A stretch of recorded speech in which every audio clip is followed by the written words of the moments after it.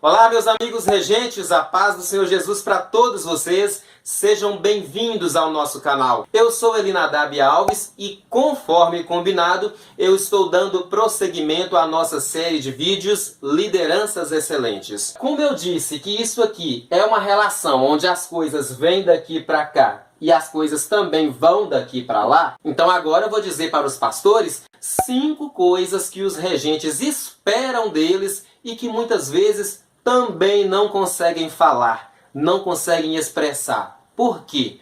Por medo, por vergonha, por achar que se chegar lá e falar isso vai estar tocando no ungido do Senhor. Existem aí alguns pensamentos que impedem essas informações de chegarem até os pastores.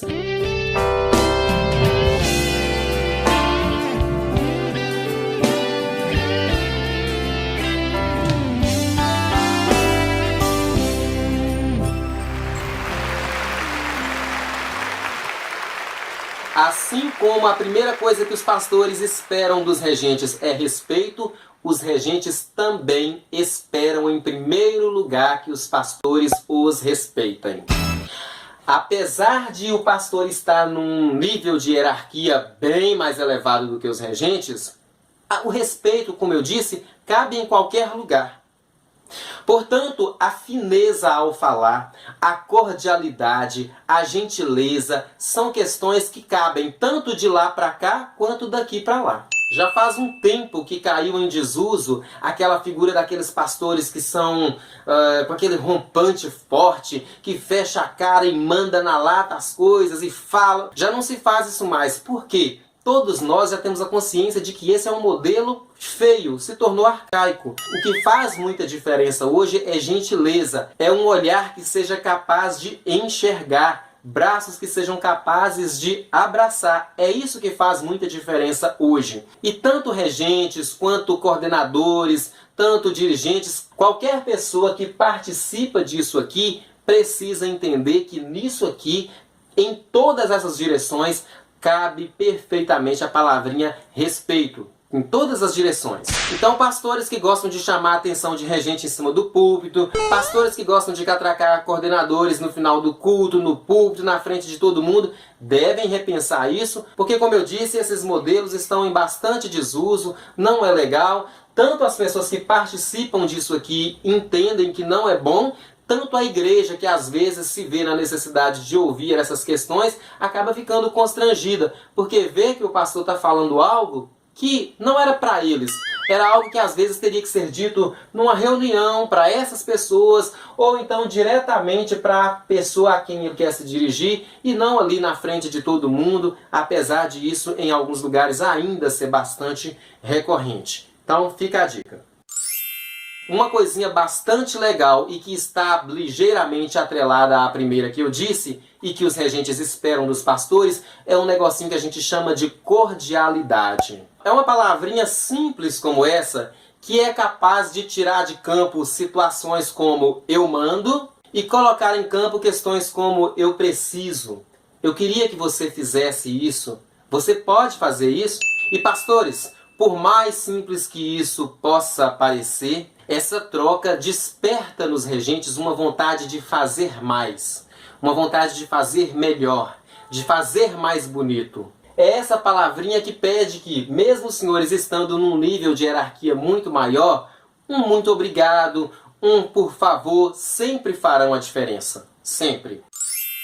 Próxima coisa que os regentes esperam dos pastores e às vezes camuflam em nome de uma espiritualidade: reconhecimento. E existe nisso aqui um engano que é muito sério. Todo regente, se abandonar a falsa modéstia, quando ele ensina um conjunto a cantar uma canção e ela fica muito bonita, muito afinada, é claro que ele quer ouvir que aquilo ficou bonito. É claro que ele quer que alguém elogie. E quem faz esse tipo de elogio, quem faz esse tipo de comentário, em momento nenhum está tirando a glória que é de Deus e passando para um regente. É apenas reconhecendo que o trabalho dele foi bem feito. Toda pessoa que faz isso com alguém que executa um trabalho bem feito na casa de Deus, em momento nenhum está tirando a glória que é de Deus e colocando no fulano. E quando isso não acontece, a sensação que passa é de grosseria. É mais ou menos assim: Mocidade levanta, canta uma canção maravilhosa com afinação perfeita. Jesus abençoou poderosamente e a igreja está sendo renovada. Pastor pega o microfone.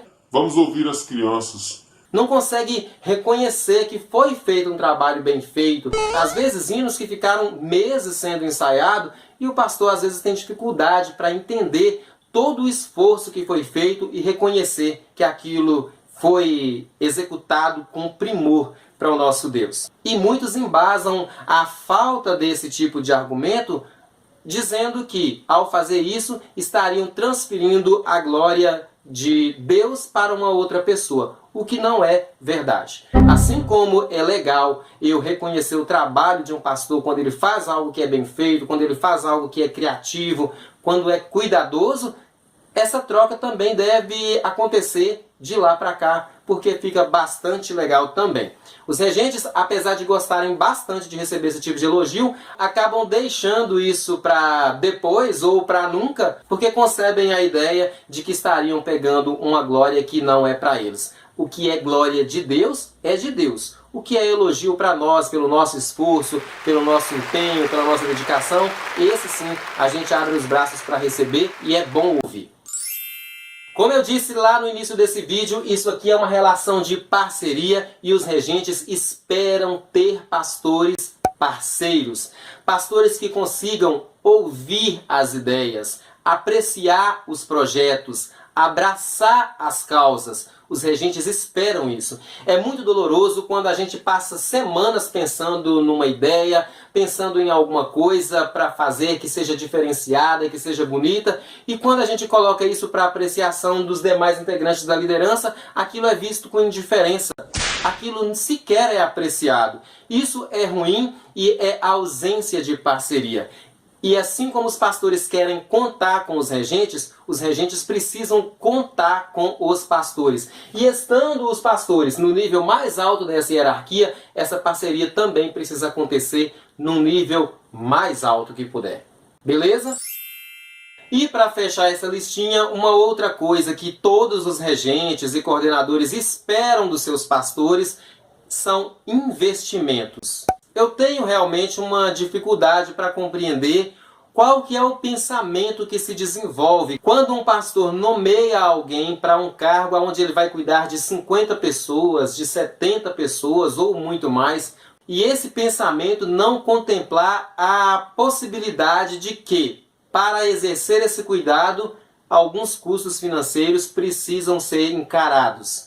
A palavrinha investimentos, talvez até por uma questão cultural, não sei, ela dói no ouvido de alguns pastores. O que é investimento, eles acabam enxergando como se fosse uma despesa. E pensar dessa forma tem inviabilizado muitas coisas dentro da igreja. Então, pastores, é importante que os senhores, dentro das possibilidades de suas igrejas, consigam desenvolver esse olhar. Nesse caso, eu não falo nem da quantidade de zeros. Eu falo da ausência do olhar. Chega a ser assustadora a atenção financeira que alguns pastores dão para alguns departamentos das igrejas. Eu repito, não é por falta de condição, é por falta do olhar. Eu acredito que se hoje a sua igreja tem condição de investir R$10 no seu conjunto, invista os R$10 no seu conjunto. Se ela tem condição de investir R$200, invista R$200. Experimentem contemplar os frutos que isso é capaz de produzir. Instruir um conjunto na verdade, na palavra de Deus é maravilhoso. Dedicar tempo na oração, dedicar tempo no jejum em prol do seu conjunto é maravilhoso.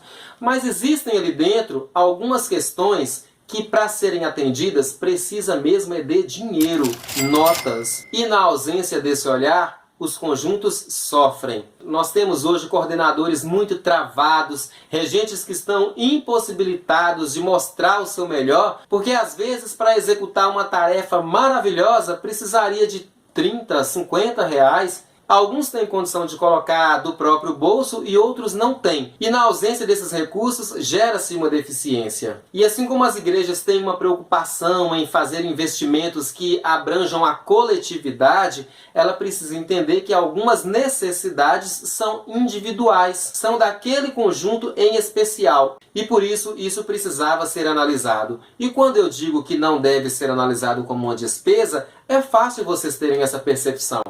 Analisem isso como um investimento e, por ser um investimento, cobre resultados. Se os resultados acontecerem, invistam mais. Se os resultados não acontecerem, não invistam.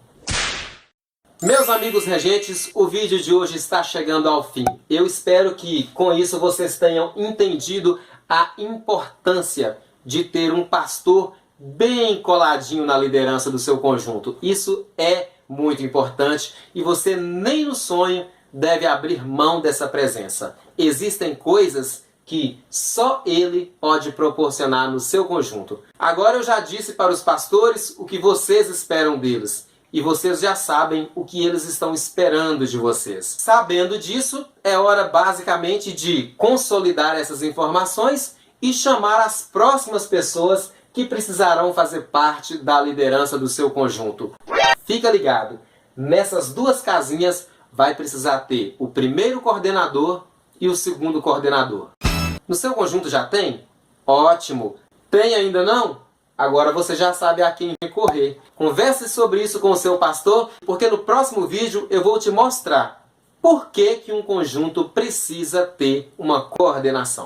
Você está convidado e eu vou te esperar. E se você imaginar que esse vídeo pode fazer diferença na vida de alguém, envia o link dele para essa pessoa. Combinado assim?